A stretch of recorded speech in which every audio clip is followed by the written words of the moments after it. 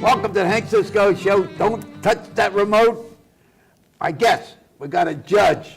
Here comes the judge. Another one. All right. So, ladies and gentlemen, we have a, what do you call him, district judge? But a judge.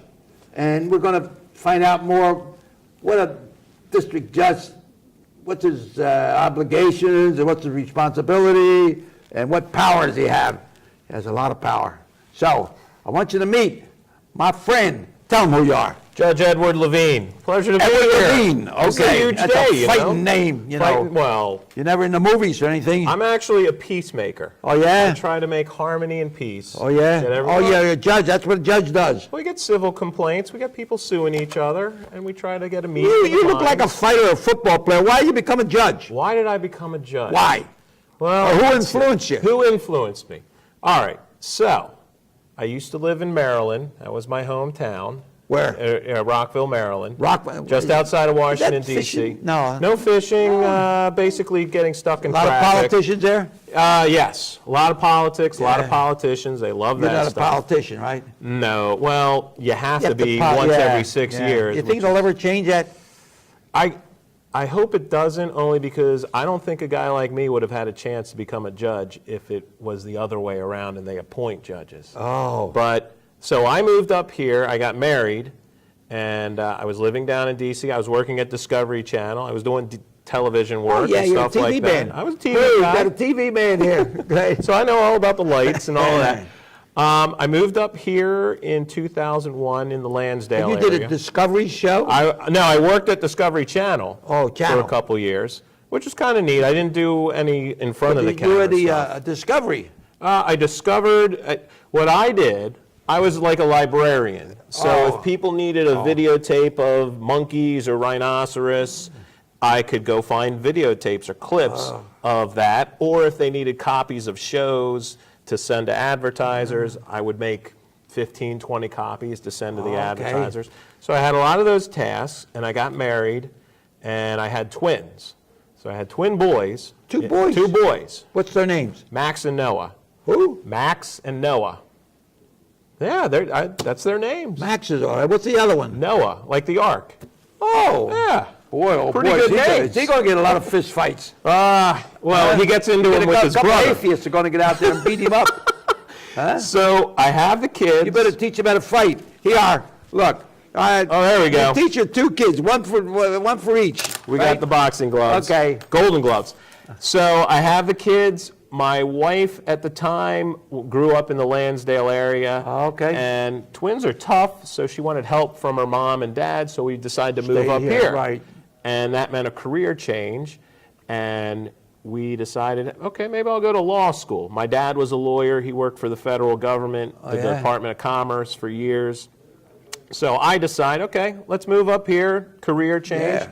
I went to... You're an interesting guy, you know that? So far, we're only 2 So minutes far. in.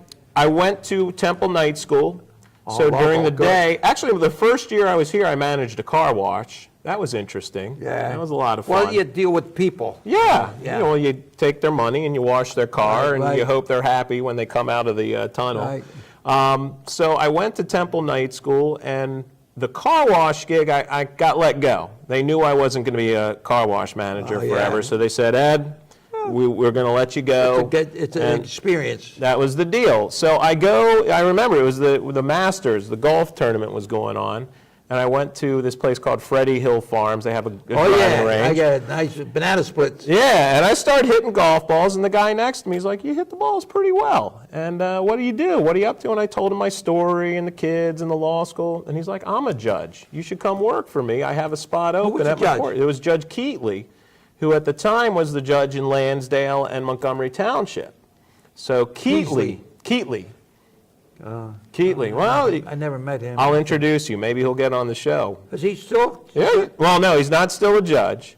He's Well, you bring he's him since on left sometime. that. Yeah, in January sometime. But I worked for him for about 2.5, 3 years and I was in the district court there. So while I'm going to law school, I'm seeing what the district judges do, and I'm meeting a lot of attorneys and police officers and DAs and stuff like that. And I said to myself, this is the job for me. This is what I want to do.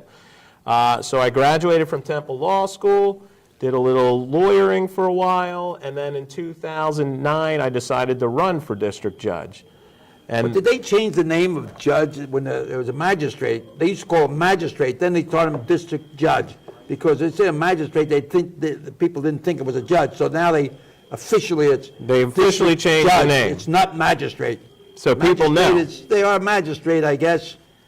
Yeah. They got federal magistrates. Well, we still do judicial work. We still have work in the legal. I mean, we're the gatekeepers. Yeah. We decide whether you go to jail or not. We set bail. We do preliminary hearings. So I met that judge. I worked for that judge for 2.5 years.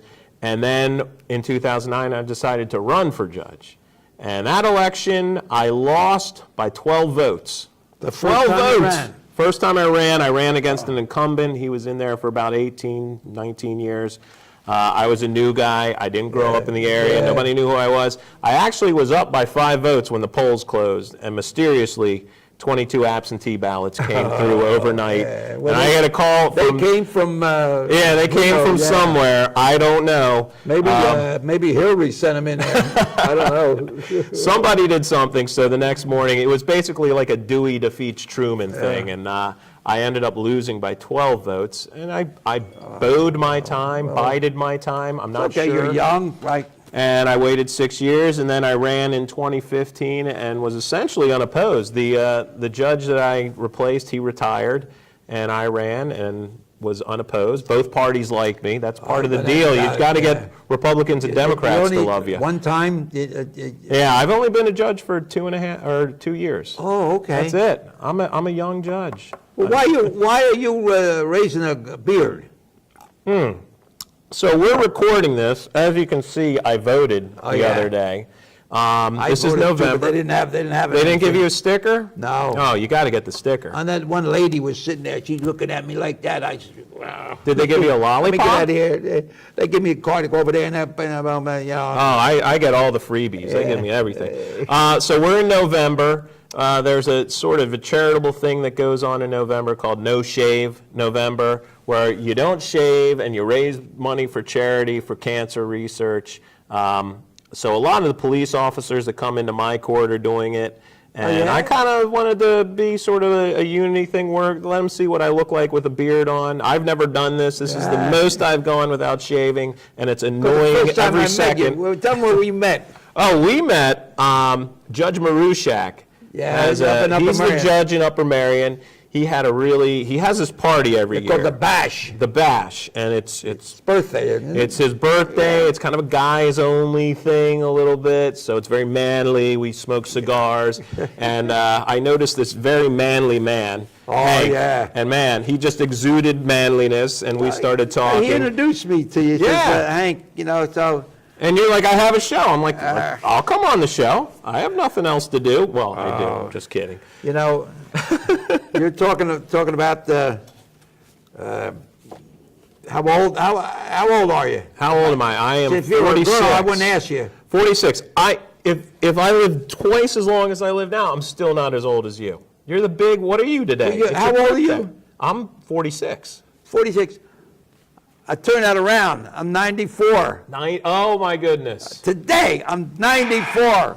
Wow. If I can get somebody my weight, my age, I'll go back in the ring. You would win. And talking about that, last night I was watching TV, and they said the 93-year-old man in New Jersey got elected mayor in the town. I might come out of retirement. I'd pay to see that boxing match. I don't know. See how things go. I'd have to have my morning sessions in the bedside. So and, you know, you're talking about birthdays, and I'm going to be. I have a friend. Oh my God, John Fitch. He was a bodyguard for Leonard Toews, and he chauffeured him and all. And he was a good friend of Frank Rizzo, and Frank Rizzo got him the job as everything retired Philadelphia policeman. And now he gets these trips, goes down to Atlantic City. So yesterday he had a trip going down to Atlantic City, and he made an announcement on a bus. He says, Hank Cisco's birthday tomorrow. I got a card. I want everybody to sign it. And they got everybody, I don't even know these And they people. don't know you. No. One guy says, John says you're a pretty nice guy. So, John, thanks a lot, and all the people on the bus. It's Kern, Travel, and John has these trips going, and it's called John's trip or John's ride or Well, something. I need to tell John when my birthday is, because I'd like a card like that from total strangers. Okay, all right, I I'll think tell it'd him. be nice. I'll tell him when you go. We'll get in touch with him. Now, what's your favorite food? What's my You're a favorite healthy-looking guy. Wow, I am pretty healthy. I try to be. You work out? I swim a lot. I swim every Oh, yeah? other day. Well, I just Maybe you moved. felt different muscles. Yeah, it's just, you know what, swimming, you're kind of, first of all, I don't like running. It's just, I'm not into it. It hurts my legs. I Yeah. just don't feel, swimming I can keep going. Like Yeah. running, I'm halfway done. I'm like, oh, How about I got diving? half You like more. to dive? They don't really have diving boards anymore. They're kind No, of this they don't, insurance no. liability. Maybe Nobody has liability, them. yeah. I don't know. And if you screw up, you land pretty hard and boom, Yeah. you're down on your back. So I do swimming and I have these waterproof headphones. So I listen to music while I swim, which is great. yeah. And I do about a mile every other day. And that keeps me good. And then Where the do you go? I go to the YMCA right down Up the in street from my Lansdale, court. yeah, Up in yeah. They just built a brand new pool there. They have a hot tub, Did that steam room. close up for a while or burn down or something? No, that was the bowling alley. There was a bowling alley right okay, next door. okay, I knew something And the was there. bowling alley burned down, and eventually the Y bought that property. They built a nice senior retirement home that connects to the Y, and they built a brand new pool there. So they have 3 pools at the Lansdale yeah. Y. And it's a beautiful facility. Look, it's the Y. You can get all your exercising done. Lansdale's good. And then you have reciprocity, so you can go to any other Y anywhere else and do your swim there. So sometimes I have to go to Harrisburg for judgy things that judges do. Well, to become a judge, you don't have to be a lawyer. You don't have to be a lawyer. It's You have to interesting. pass some really tough tests. So they say. I've never taken the test. I'm a lawyer. I've been an attorney for If you're a lawyer, you don't 11 have to years. take the test. A lawyer, if you're a member of the Pennsylvania bar, you're fine. You don't have to take the test. Okay. But other people have to. So most of the judges are not attorneys, and that's statewide. So there's over 500 district judges throughout the state of Well, Pennsylvania. maybe, Yeah, it's kind of weird. I know a couple guys that they wanted to be a judge and they couldn't pass the test? They didn't pass it. A lot of failed. Ooh, see, I personally, you don't even need to pass the test until you start. So you can be on the ballot and you can get elected and still not pass the test. But then you have to pass the test by the time you start in January. So there are people that go there in December like, I better pass this thing, or... I know 2 or 3 people that failed. I personally, and this is something that would have to get legislated in, I personally think you should pass the test before you can get on the ballot. Definitely, yeah. And that's something we're working on. But I understand at this level, the district judge level, not being an attorney, it makes sense because it's a lot of positions to fill, and not everywhere and all over Pennsylvania are attorneys everywhere. Well, But in Montgomery County, we're blessed. We have 30 district judges in Montgomery County. Oh, yeah. And I think starting in January, 17 will be practicing attorneys or barred attorneys. The what? 17 out of the 30 are going to be attorneys. Oh, yeah? So we have a pretty good number of attorneys, and it's... Well, I know in Norristown, they can put them together in one building. Mm-hmm. They just did that. Huntsicker and Lawrence and Scott. And they did that in Norristown. I think Lower Merion now has them all combined into one building. Yeah, well, our friend Bill, he's on a temporary right now in Norristown. Judge Marushak, yeah. Yeah. He's an Upper Merion judge, but they have him in Judge Lawrence's court. How do you say his name? Marushak? Huh? Marushak. Baruchak. Shak. Boom. I think we did. He's going to love this. I don't know, he's a paisano. He's got many mentions. He's Polish, I think. Ukrainian, no. Because I had his minister at the church over there, great guy. And so, what's the joy of being, there's days that you'll go home and, feel a little funny about the hearing the case, and then there's a joy sometimes when you're helping a family. I never feel funny. I love it. Every day is interesting. Every day you deal with people. You really deal with them on an individual basis. It's not a lot of attorneys getting in there. You know, judges from common pleas level up, they really have a wall of attorneys and a staff in between them and the people. District judges really deal a lot with individuals, people coming in, making their case without an attorney, working what's called pro se. Yeah. And you really do get to help people, and you get to kind of think out of the box. Okay, I had a kid the other day, he got into a fight, he got charged with disorderly conduct. You know, he's 16, mistakes are made, you try to work with him. I actually gave him community service. His mom was there. We worked on trying to find a good place for community service for him. We ended up They're going to around a in church. Norristown, send them over to Mother Teresa's. Yeah, well, we do Missionary that. charity. We this kid and his mom decided to work for a church and do some food banks sort of stuff. So you really get to deal with individual people. There's always weird stories, a lot of wackiness. Yeah, a lot of. But I I get threatened. Do you ever get threatened? I haven't gotten threatened yet. I've got people who sometimes get upset with my decision. Most of the time they don't.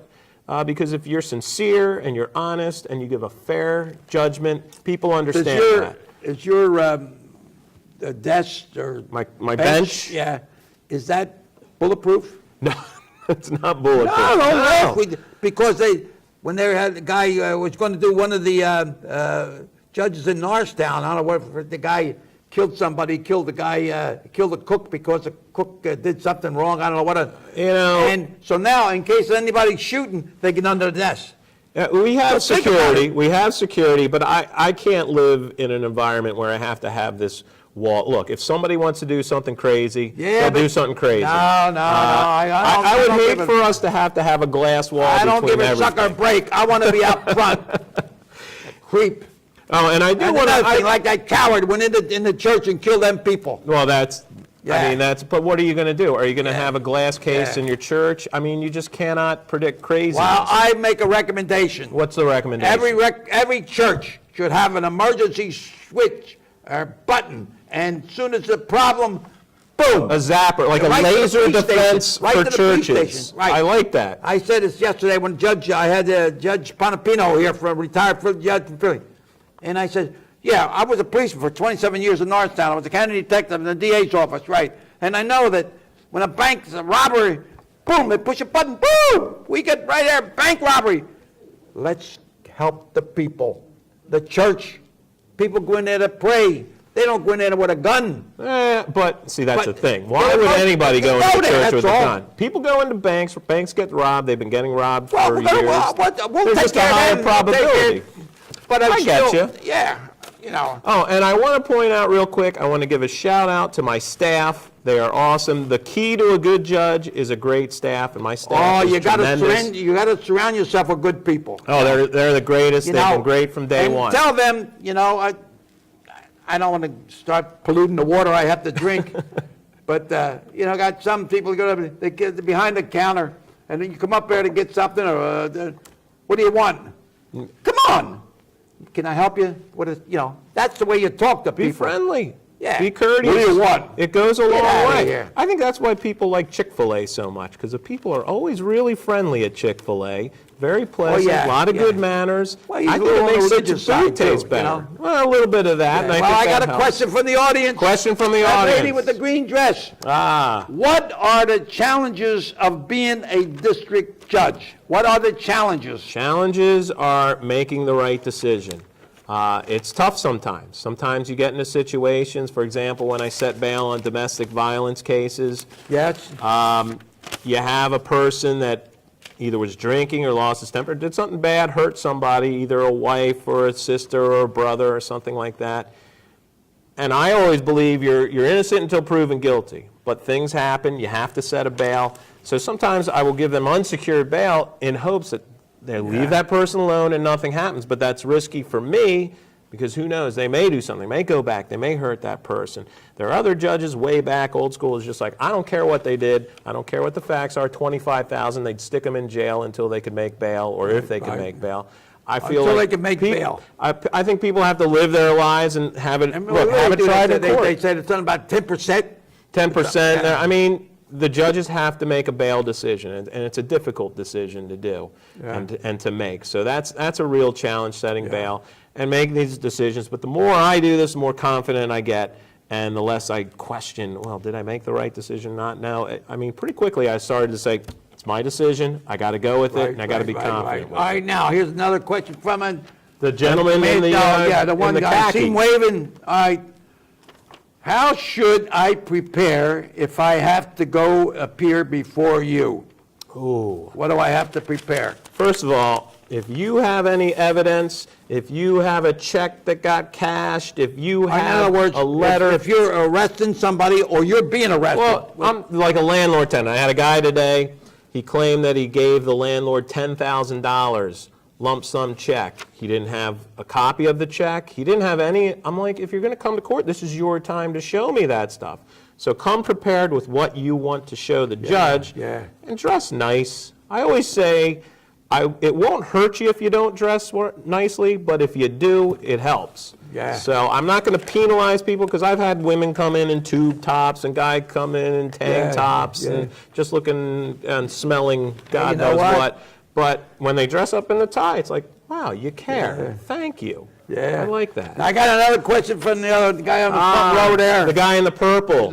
Yes. What's he have on? He's got purple with the polka dot He's pink waving at pants. you. He must know you. I've never seen that How before. does your court work? How does it work?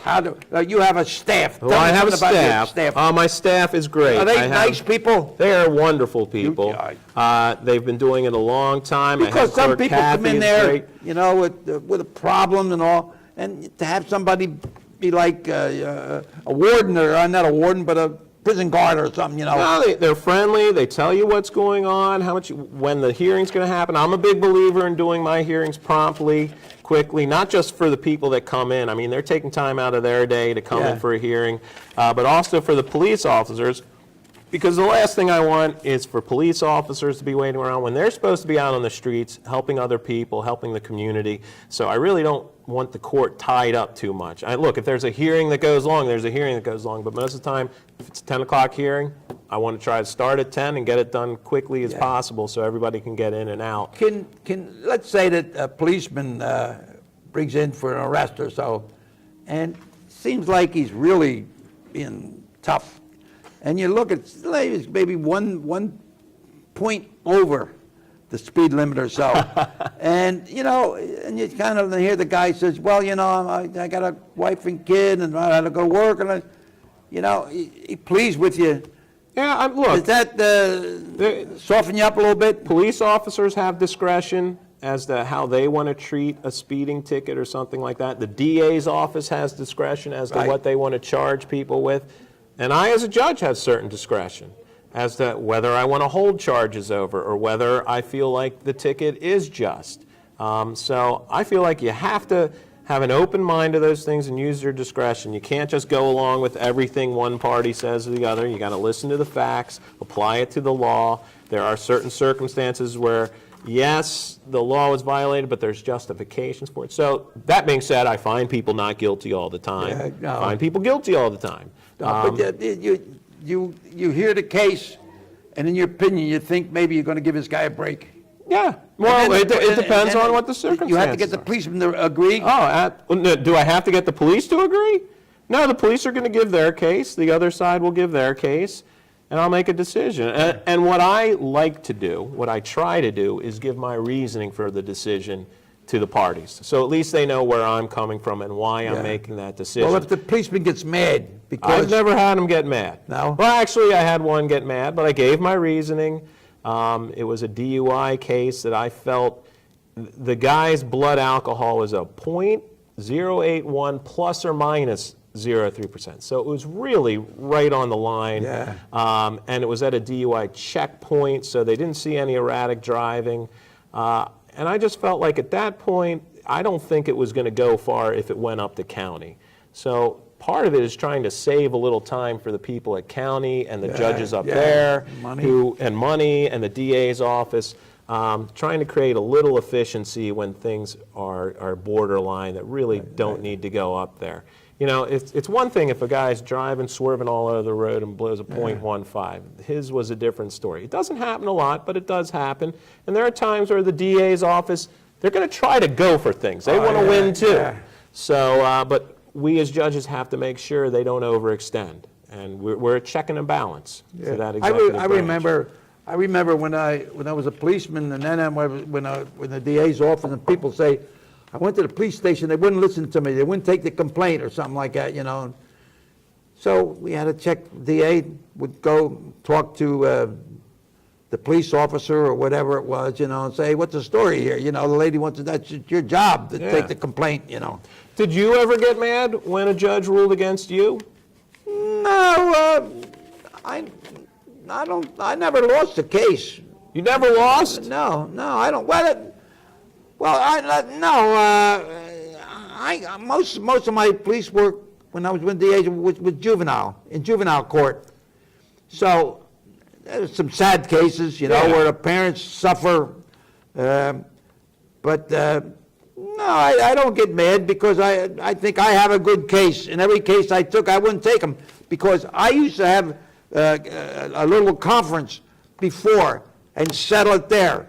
And then if we couldn't do it, settle there, then I had to go to court. And that happens a lot. But I didn't send. Yeah. And I have copies of every case that I had, what kind of position come in. But they don't have, a lot of police departments don't have juvenile officers now, you know.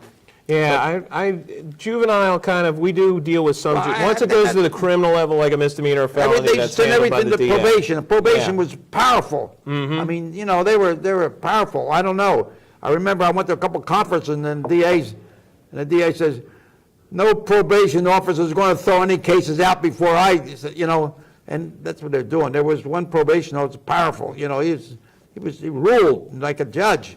And, you know, I had some hard times, Rock, when I was a cop. I locked horns with them all. I'm still here. So, you get all, sometimes you get tight, get up there, get boom, boom. You want to, what do you do for recreation afterwards? What do I do for recreation? I know you swim, okay? I swim, I love music, big music fan. What kind of music? Oh, you name it, I like it all. Anything, hip-hop. I will listen to hip-hop, rock and roll, little outlaw country. No classic music? Classic rock or classical? Classic. I like classical. That's pretty good. You're making me a fan as we speak. No, I go to a lot of concerts. I'm going to a concert tonight. So I try to see as much live music as I can because I can't play any music, so I might as well watch people. Can you sing? Sing music? I can sing. Oh, sole mio. Quit while you're winners. So you got to say a little. That's what I told Andre Bocelli. You met Andre Bocelli. Yeah, and I said, sing a little Sicilian song. E gambari, si wassanari, si stizona, la viscoletto, you know? He loved it. Oh, yeah. So I also do frisbee golf, disc golf. I do that every now and then. It's a good time. Oh, yeah. Oh, my God, the time's over. What? Oh, Wait a minute. What's this? Wait, you can sing happy birthday. Oh, my God. Happy birthday to you. Happy birthday to you. Happy birthday, hey Cisco. Happy birthday to you. 1, 2, 3. Wow. 2 shots. Where's the pizza? Oh, yeah. All right. Ladies and gentlemen, I want to thank so much for allowing us to come in your home. What an interesting person. And that's the kind of people we want sitting on the bench and helping people. It's all about listening both sides, you know. And as a policeman, I saw both sides, from the Northtown Police to the DA's office. So, and I got to know and see and hear judges, and you know, and you're a shining example. Thank you. I don't want to say that because of. I appreciate that. And to be here on your birthday. And I want that other judge to come on my show to bring you in. Okay, yeah, Give you a come on. job and give you a break. Oh, he's got stories. Okay, yeah, okay. So, ladies and gentlemen, thank you so much, and allow us to come into your home. So keep bobbing and weaving, left hand high, stick and move, and keep your trunks off the canvas. Elbows okay? in, elbows And may in. God bless each and every one, okay? Adios, amigos. There we go. All right, I'm there. To your health. A la salud. We were going to box a little. Oh, the gloves. One other thing here. You got another little pass here. Oh, yeah. Thank you. You got a plaque. What's it say? It says, "Thanks for being a guest on the Hank Cisco TV show." Oh, Very nice. This will Thank you go so much. on the Chambers. we're going to have some pizza, and La Roma's Pizza, Marshall and DeKalb Street donated the pizza, and we're going to have the students here that they're very loyal, are here behind the cameras. They did a good job. My show for 29 years. I've been coming here. 29. And I'm 94 today. Woo! Here it is, 94. Oh, that looks good. Oh my God. I'm going to have a little. Here it is, right? Are they A la rolling salud. credits? 94. What else I got? And then a La Roma pizza. If I got everything. And So what do we do now? Do we God sing? God bless you all. And don't forget, we're going to have the 7 fishes in December. Okay, and away we go. Thank you.